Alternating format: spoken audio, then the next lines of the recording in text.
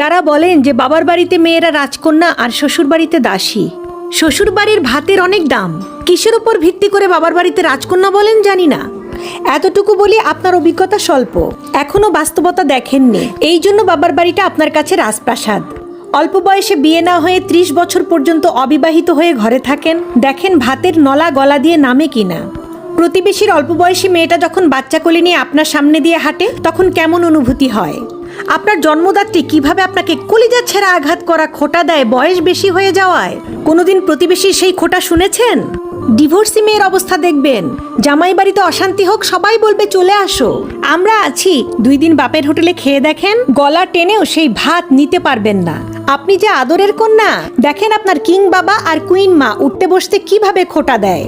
আর যদি ভাইয়ের হোটেলে খান ওইটা ভাত মনে হবে না, বিষ মনে হবে।